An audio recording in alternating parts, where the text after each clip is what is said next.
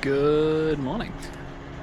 I am off to London today to do some street photography. It is very cold, but I suppose that's what we call suffering for our art. This is also a first little field test of this guy, which I'm filming on right now, the Insta360 GO 3S. Not the catchiest product name, but I suppose when you're on the 0.5 revision of a third version of a product, then things start getting a little messy on the naming conventions. But let's see how it pans out. We're hoping to get some point of view street photography footage so that I can show a little bit more behind the scenes of making some photographs. Let's see what we can come up with. See you later.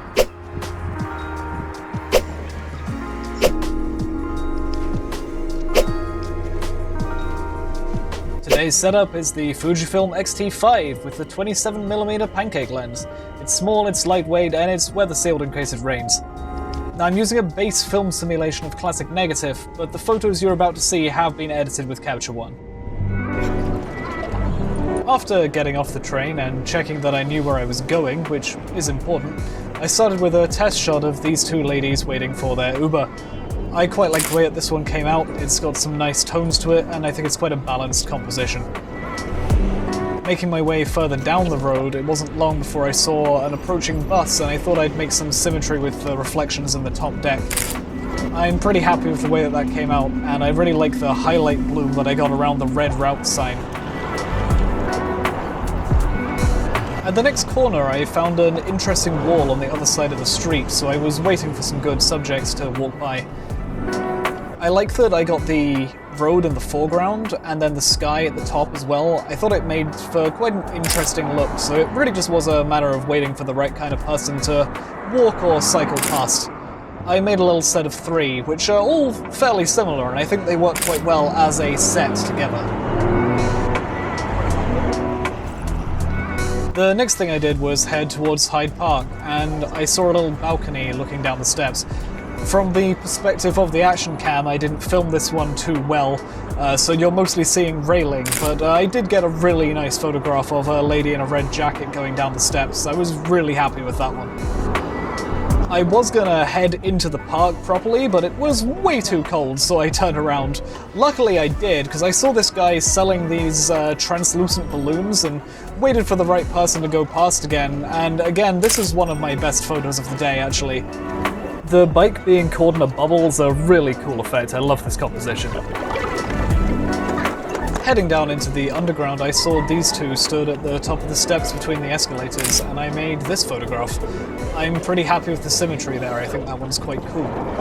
And as I'm waiting for my train, I would love it if you could just take a moment and hit that subscribe button. This is a new channel, it would really mean a lot to me. At the end of the platform, I got a classic photograph here of an approaching train. Quite edited, quite stylized, not really how it looked in real life, but you kind of have to take photos like that when you see them. It's a classic for a reason. Now, this train was really busy. I actually decided to wait for the next one. It was so busy I just didn't want to cram onto it, so instead of that I just made some photos of how busy it was, which actually, again, I'm pretty happy with. After the train ride, I headed up the escalators and got a photo of this stylishly dressed gentleman making his way the other direction. I then headed into Chinatown, where I made this photograph of a woman serving the lunch rush. I tried to make her the main character of that edit. I think it worked quite well.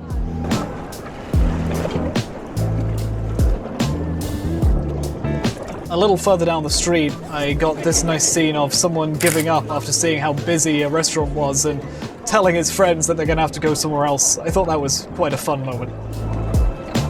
The next location on my walk was Covent Garden, and normally this is quite a good place for street photography, and I did get this shot of a street performer, as well as another shot just over around the corner of 2 people in matching hats, which was quite cool.